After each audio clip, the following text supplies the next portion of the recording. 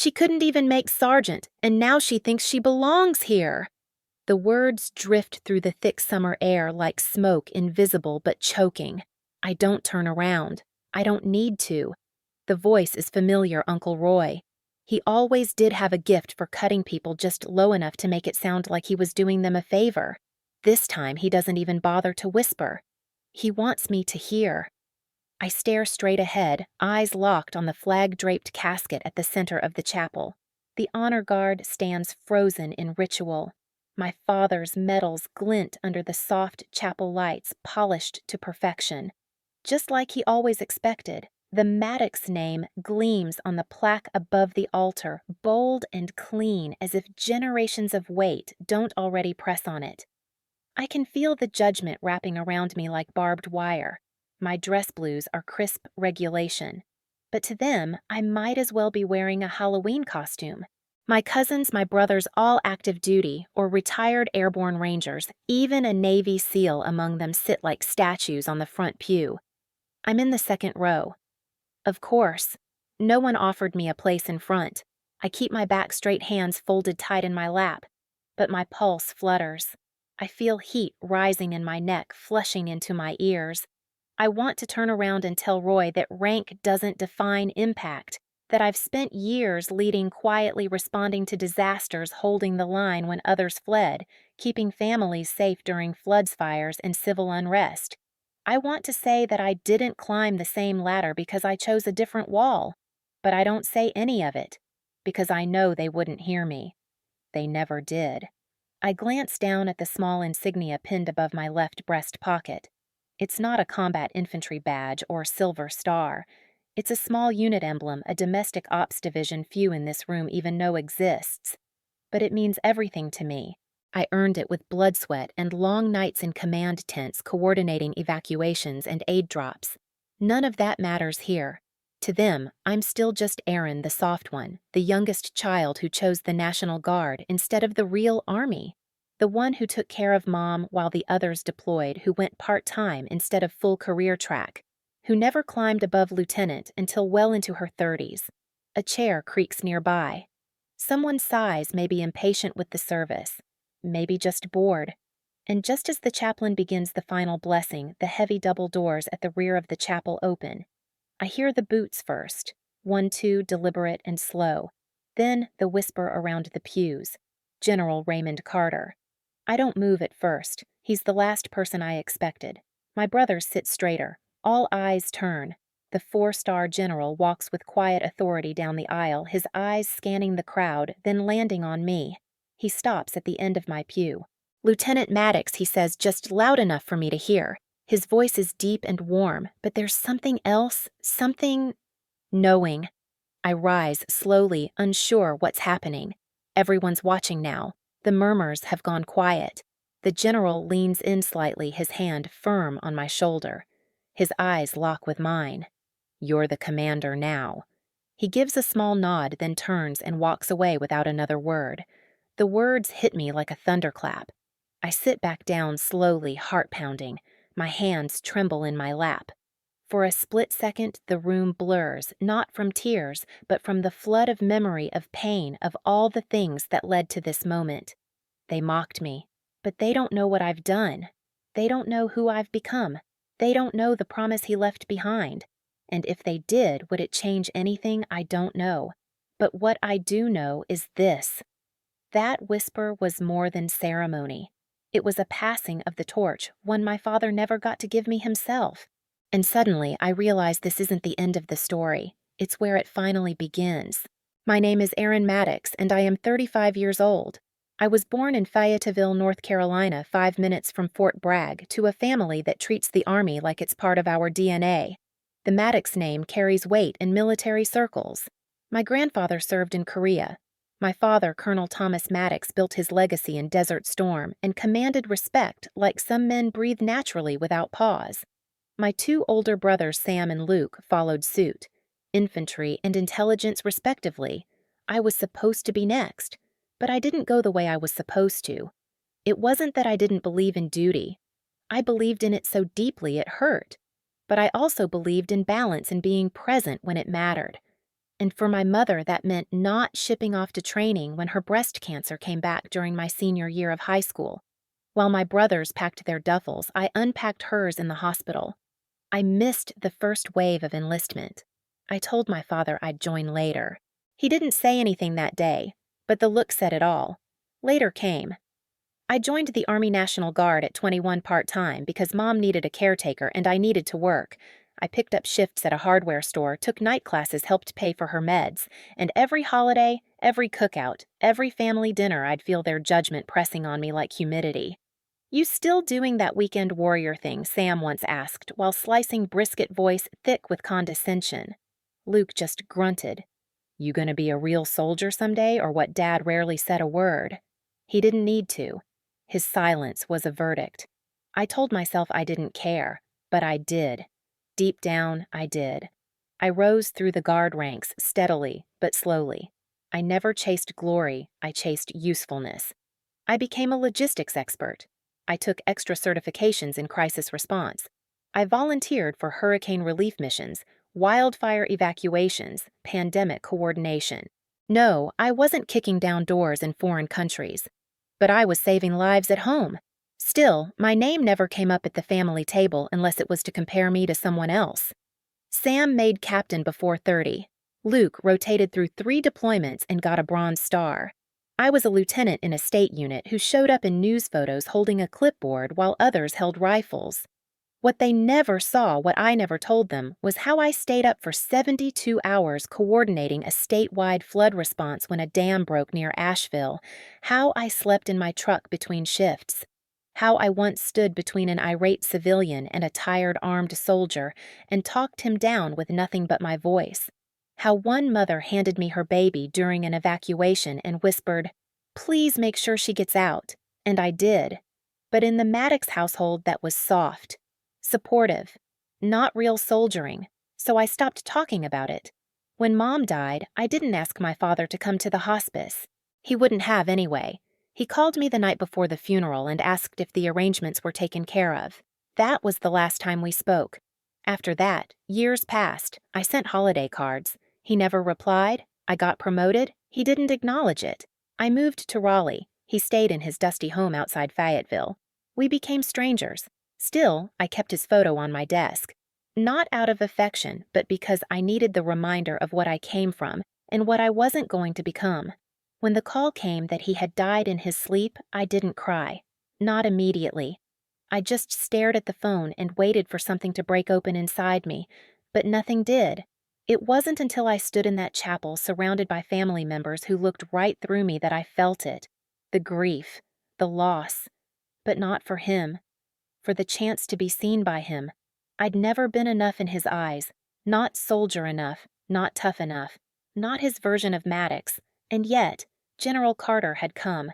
Why I had only met him once briefly during a multi-agency briefing following a Category 4 hurricane. I presented our deployment strategy, then faded into the background. I never imagined he'd remember me, let alone show up at my father's funeral. The words he said, "You're the commander," now rang louder than any of the eulogies. And that's when something cracked open. Not grief, possibility. Maybe, just maybe, there was more to this story than I ever knew. After the service, I stayed behind as the others trickled out to the reception hall. I sat alone in the pew while the organist packed up. I don't know how long I sat there staring at the polished wood of the casket, remembering all the years of silence of being invisible in a family built on noise and pride. That's when Major Kelly, my father's former adjutant, approached me quietly. He was in civilian clothes, but the military never quite leaves a man's posture. "Lieutenant Maddox," he said softly, sitting beside me. "Your father, he left something, for you, in his study." I turned to him slowly. "For me." He nodded. "He asked me to give you the key if he didn't get the chance." My stomach twisted. All the years of cold distance, and now this a mystery, a key. What is it? He just looked at me with a tight smile. "Closure," he said.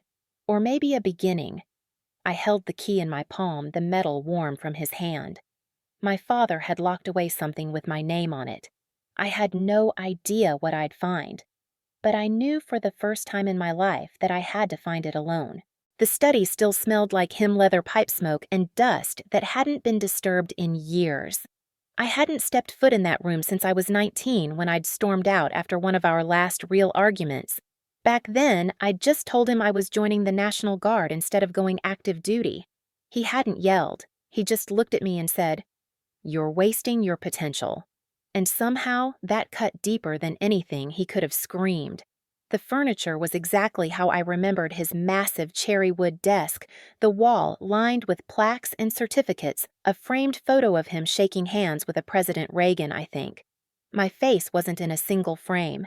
I walked to the desk and pulled open the bottom right drawer. Locked. I slid the key Major Kelly had given me into the slot. It turned with a heavy click. Inside, a single envelope rested on top of a leather-bound journal. My name was on it in sharp, deliberate handwriting. L.T. Aaron L. Maddox. No daughter. No love. Just title and name. My throat tightened. I held the envelope for a moment before sliding my finger under the seal and pulling out a single sheet of paper. The letter wasn't long, maybe 4 sentences. My father never used 2 words when one would do. If you're reading this, it means I didn't find the right moment. That's my failure, not yours. I didn't understand your path, but I see it now. You were never less, you were just different. I've enclosed a letter of recommendation I wrote last month. Use it or don't. You've already earned your place. Beneath the letter was a folded document with his signature, a formal recommendation to elevate me to commander of a joint domestic response unit. My breath caught in my throat. My father, Colonel Maddox, had gone out of his way to advocate for me. Quietly, privately, without ever telling me. I sank into the leather chair and stared at the letter, tears blurring the lines. Why hadn't he said this to my face? Why now? Why too late? The pain of his absence hit me all at once, not because I missed him, but because we had wasted so much time, years of silence, of me trying to prove myself, of him pretending not to see. All of it could have been a conversation. A phone call, 1 word. But he waited until after death to say I mattered. And outside that study, outside the walls of this house, there were still people who believed I didn't. My brothers certainly didn't. At the reception, they barely acknowledged me. The reception was held in the VFW hall 2 blocks down, with every folding chair occupied by someone in uniform or someone who once had been. A wall of plaques ran down one side of the room, each commemorating local heroes, my father's name among them. I entered late letter tucked into the inside of my jacket, emotions boxed and sealed. I moved through the crowd like a ghost. Cousins glanced over their wine glasses and offered half-hearted smiles. Some didn't bother to look at all. Near the back, I heard the same cousin who made the remark at the funeral whispering again, this time to his wife. She's still just guard right. No real command. Probably works FEMA weekends. They both chuckled like it was the cleverest thing anyone had said all day. I wanted to scream. To stand on a chair and read the letter aloud. Here it is, proof. I mattered, that I wasn't just support staff. But I didn't. I kept my jaw tight, my posture straight, and poured myself a black coffee. I wouldn't give them the satisfaction of watching me break. Still, I felt like a firework with a lit fuse, seconds from combustion. That's when Captain Raymond Appear, I hadn't seen in years, found me standing alone near the back exit. He was in uniform, glass of water in hand, and that same tired look most of us carried after too many deployments and not enough sleep. I saw the general at the funeral, he said. Didn't know you two had a connection. I shrugged. We don't. Not really. He tilted his head. Funny. He mentioned you by name after Hurricane Delaney. I blinked. What? He nodded slowly. You headed that ops team in Raleigh, right? Evacuations, airlift coordination, public comms, whole thing. We used your logistics template in Charleston last year. My stomach flipped. You used my strategy, I asked. Raymond gave me a crooked smile. That model saved us 48 hours of confusion. Carter said someone in the Guard had finally figured out how to bridge the local federal mess without stepping on agency toes. Guess that was you. I didn't respond. Couldn't. For a long second, I just stood there staring at the floor coffee forgotten in my hand. You ever think about going command full-time? He asked casually. I reached inside my jacket and brushed my fingers against the edge of the letter. Yeah, I said quietly. I think I just might. That night, back at my hotel room, I spread the documents out on the desk. I reread the recommendation over and over, memorizing the words, the structure, the last formal gift from a man who could never say, I'm proud of you. And then I pulled up my application packet. The one I had never submitted because I assumed it would be rejected. I added the letter to the file. For once, I didn't feel like I was trying to prove something. I felt like I was stepping into something already mine. The application was submitted, the letter was in, and then silence. 3 weeks passed with no word. I checked my inbox like it was a life raft. Nothing. At first I was calm, then I was restless. By the 4th week, I was convinced I had misunderstood everything. Maybe the letter wasn't enough. Maybe my father's name opened fewer doors than I thought. Or worse, maybe it closed them. The doubts crept in during the quiet hours. The kind that sound like your own voice but hit like shrapnel. What if you're still not enough? What if the general came out of obligation, not respect? What if they laughed when they saw your file? I tried to distract myself. Took extra shifts with my current unit, helped plan a community disaster preparedness fair. I even started hiking again old trails my mother used to love, but nothing settled the storm inside. One night, after a long exercise with the State Emergency Task Force, I returned to find a small envelope slipped under my apartment door. The return address read, Office of Military Affairs, Joint Domestic Ops Division. My heart started hammering. I sat on the edge of the bed, turned the envelope over in my hands, and opened it slowly. The letter inside was brief. Government-style language. No fanfare. We are pleased to inform you that your promotion has been approved. Effective immediately, you are appointed Commander of Regional Joint Task Force Bravo, RJTFB, reporting directly to Major General Clarice Newton. Your orders begin September 1st. You will receive relocation instructions shortly. I read it 3 times before I let it sink in. Commander, Commander. For a minute I didn't breathe. I just sat there clutching the page, unable to move. And then I cried. Not like I had at the funeral, not silent, not contained. Big, gasping sobs ripped out of me, years of resentment and ache and false starts melting away into something unfamiliar, something terrifying hope. But with it came fear. What if I fail? What if this was a mistake? What if everything my family ever said about me being too soft, too hesitant, too civilian-minded was true? I'd always worked in the margins. This was center stage. I thought about my mother, about how she used to say, just because you're quiet doesn't mean you're small. I had spent most of my life trying not to take up space, trying not to disappoint a man who had already decided who I should be. Now, the world was daring me to stand up. The weeks that followed were a blur. Briefings, uniform fittings, security clearance updates. My new office was in Greensboro, 2 hours from Raleigh, but light years from where I'd started. I inherited a team of 42 soldiers and specialists, each one sharp-seasoned and skeptical. RJTFB was responsible for multi-agency disaster responses across North Carolina and parts of South Carolina and Virginia. Hurricanes, wildfires, infrastructure failures, civil unrest. It was all on our table. My first drill was a coordinated hurricane evacuation scenario. 3 counties, 4 hospitals, hundreds of simulated civilians, and one major problem. The interagency liaisons didn't trust each other. Everyone was used to fighting for power, not sharing it. Day 1 of the planning meeting, tensions ran high. The fire marshal from one county refused to share routing plans. A state trooper argued over airlift priorities. One civilian rep walked out. My XO Captain Ames leaned over and whispered, "You want me to take the lead?" I stared at him.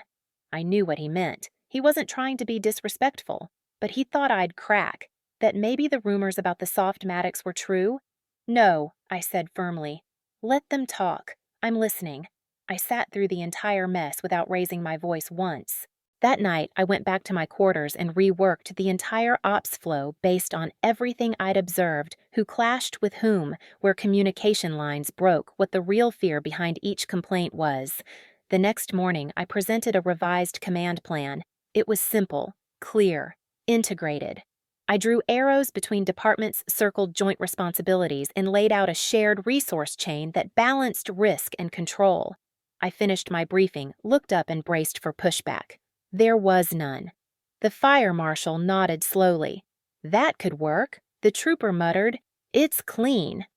And Ames. He gave me a look I'll never forget, half surprise, half respect. By the end of the week, the drill ran smoother than any prior year. The state emergency rep sent in a commendation. A colonel from Richmond called my office and asked to borrow the framework for their own division. I didn't send it right away. I just stared at the request for a while, remembering how I used to shrink at those voices, how many times I had silenced my own.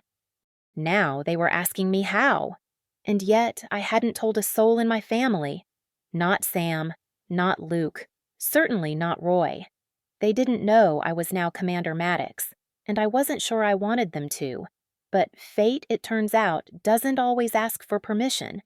A week later, I got word that our next statewide emergency drill, coordinated with federal observation, would take place near Fayetteville, the same city where the Maddox name still echoed in military halls, where my brothers lived, where my father had been laid to rest, and the media they planned to cover it live. My name was on every bulletin, my face on every poster. I wasn't just coming home, I was leading it. There's something about driving into your hometown with your new title printed on a welcome banner that makes your stomach twist. Welcome, Commander Maddox and RJTFB. The sign fluttered beside the main road into Fayetteville, bright white with red block letters positioned just outside the county fairgrounds where the command tent had already been erected. I sat behind the wheel of my government-issued SUV window, cracked fingers tapping the steering wheel as I stared at it. I wanted to laugh, not because it was funny, but because it felt absurd. If someone had shown me that sign 10 years ago, I would have thought it was for Sam. Or maybe Luke. They were the heroes, the action men, the ones whose photos had always graced the local military paper. I was just Aaron, the one who stayed behind, who made coffee for the logistics team, who answered phones in storm shelters and held sobbing kids while their parents signed FEMA forms. But now it was my name up there. I parked near the field, the grass damp with early morning dew. The fairgrounds had been converted into a mock crisis center complete with inflatable triage tents, mobile comm towers, and a maze of wire fencing. It looked more like a pop-up battlefield than a training ground. Exactly how it was supposed to. Inside the command tent, my staff was already assembling. Captain Ames greeted me with a tight nod. He no longer offered to take over briefings. That was progress. Media teams setting up on the east perimeter, he said, handing me a clipboard. You've got a press walkthrough at 1100, then a stakeholder Q&A. Public simulation starts at 1400. I flipped through the paperwork. Everything was crisp, clean. The operation was running smoothly, but the real challenge wasn't on paper. It was out there, in the crowd, in the audience. Because today, for the first time in my career, the Maddox family would see me command. And not just on a screen. I hadn't invited them. I didn't need to. The local paper had already done the work for me. Maddox's daughter to lead multi-county emergency simulation, the headline had read. Beneath it was a photo I didn't even know they had me at the Hurricane Response Center last year, standing in front of a mission board with a radio in hand and a serious expression. I looked like I knew exactly what I was doing. I wasn't so sure I did. At 10:43 a.m., I caught sight of a black SUV pulling into the press parking lot. And then I saw them. Sam, Luke, Uncle Roy. All in collared shirts and clean-pressed slacks, standing stiffly like they were attending a ceremony they hadn't RSVP'd to. Their expressions were unreadable, but I saw the glint of curiosity in Luke's eyes. He was always the analytical one. Sam just looked annoyed, like he couldn't figure out why he was there. Roy, of course, wore sunglasses and smirked like this was all beneath him. I turned away before they could catch my gaze. At 11:00 sharp, I stepped up to the podium inside the media tent. Lights flashed. Microphones clicked. A dozen local and regional reporters pointed cameras at me. I took a breath. "Good morning," I began, voice steady. "My name is Commander Aaron Maddox, and I'm honored to welcome you to the RJTFB Emergency Readiness Exercise." I laid out the scenario: a fictional hurricane with mass casualties and infrastructure collapse across 3 counties. Our goals: coordination, efficiency, response, integrity. "We are not preparing for if disasters strike," I said, locking eyes with the audience. "We are preparing for when they do. Because when people are cold, hungry, scared, and waiting, the only thing they care about is whether someone shows up." A quiet hush fell over the room.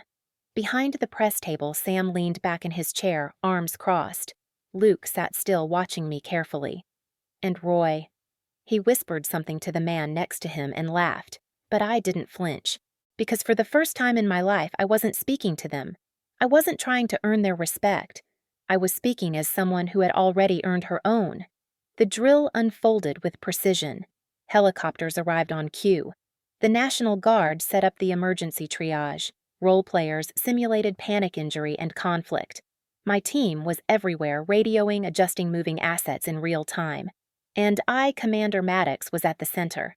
Hours passed in a blur of movement and commands. The simulation tested every layer of coordination. When a fake bridge collapse threatened the evac route, we pivoted instantly. When a civilian actor panicked, my team de-escalated without incident. We'd rehearsed every detail, and it showed. By 4:30 p.m., the drill was complete. As the last actors were rescued and the press packed their cameras, I walked the perimeter alone, helmet in hand, hair plastered to my forehead from the heat. That's when I saw them again.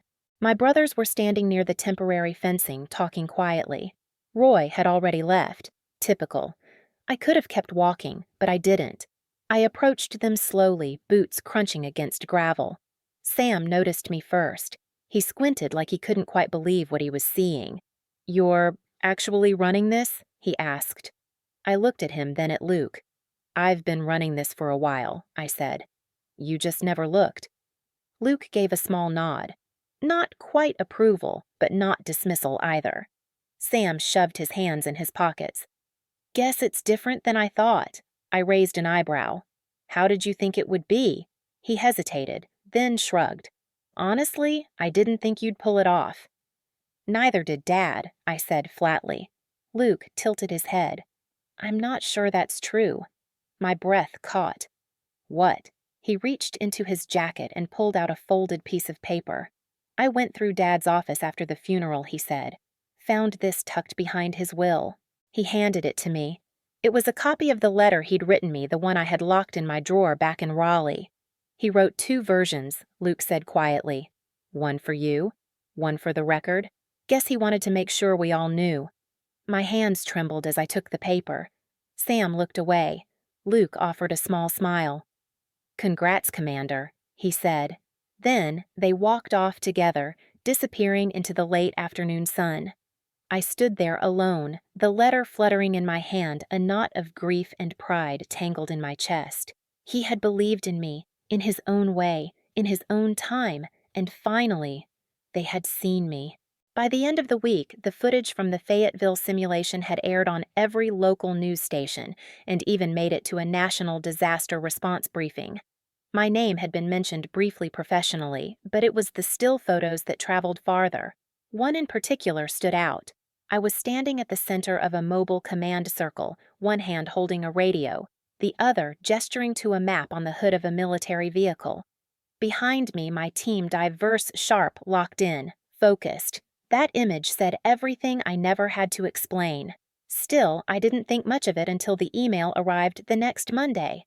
Subject: Command Conference. Special recognition invite. It was from General Raymond Carter's office. He was hosting a closed-door summit in Washington, D.C., bringing in select leaders from cross-jurisdictional response units, federal, state, and local. The note was short, but clear. "Commander Maddox, your work with RJTFB during the Fayetteville simulation has caught national attention. You're invited to present your logistics structure and interagency framework to a panel of senior officials. We'd also like to acknowledge your late father's legacy. Formal uniform, no guests, Office of General R. Carter." I read it 5 times. It wasn't just recognition, It was the spotlight my father once stood in, and now somehow I was being called into it not as his daughter, but as myself. I flew to D.C. alone, packed light, stared out the window of the plane watching clouds pass like ghosts I hadn't made peace with. The summit was held in a secure wing of a government building downtown filled with polished boots and eagles on collars. I recognized a few faces: deputy directors, generals, senators. None of them recognized me. That used to terrify me. Now I found it oddly comforting. I delivered my presentation in front of a semicircle of high-ranking officials. I walked them through every phase of the Fayetteville operation, highlighted how we had compressed decision-making from 48 hours to 11, how our civilian-military trust model could be replicated elsewhere. When I finished, the room was quiet for a long beat. Then General Carter stood. He was wearing the same stars that gleamed on my father's chest the last time I'd seen him alive. "I have only one thing to say," he said. "This is what leadership looks like when we stop confusing volume with value. Maddox," he turned to me, "you are what your father hoped the next generation could be. He just didn't have the words to say it in time." My throat tightened. He walked over to me, clasped my shoulder with the same hand he had used at the funeral, and then very quietly he leaned in and whispered, "He told me once, she doesn't need medals. She is one." I blinked hard. Something shifted inside me like a long-held breath had finally left my lungs. After the summit, as officers filed out, a few stopped to shake my hand. Some asked for my white paper draft. One mentioned having a daughter in the Guard like you, he said with admiration. Not condescension, admiration. It was a strange thing to be seen not just as a woman in uniform or a daughter of Colonel Maddox, but as something else entirely, a peer. Later that night, back in the hotel, I ordered room service salmon and sparkling water. A celebration, if a quiet one. I sat by the window looking out at the Capitol dome glowing against the dusk and thought about how far I'd come. How far I'd had to crawl just to stand upright in rooms like these, and still one piece felt unfinished. The Maddox name. Not the one printed on medals or plaques or certificates. The one that lived in memories, in silences, in glances across tables, in years of not saying what needed to be said. 2 days after returning from D.C., I called my brother Luke. "Hey," I said, voice trembling slightly. "Commander," he answered, light in his tone. "You make the news again." "Not today," I said, chuckling softly. "I need a favor." "What kind?" "I want to visit Dad's grave," I said. "Not in uniform, just as myself." He was quiet for a beat. "Want company?" "No," I said gently. "Not this time." It was raining when I arrived at the cemetery, soft misting rain that didn't soak but clung like memory. I wore jeans boots and a windbreaker, nothing official, nothing to prove. The headstone was simple. Colonel Thomas A. Maddox. Serve with honor. There was no quote about family, no mention of being a father, but that was his way. Duty came first. Words came last. I knelt beside the stone and pulled something from my coat pocket, a silver nameplate. Mine. Maddox E.L. Commander RJTF-B. I placed it gently against the base of the stone. Not as an offering, not as a plea for validation. As a statement. "You missed a lot," I said quietly. "But you gave me this. Eventually. And I'm done being angry it came late." The rain dotted the plate with soft silver beads.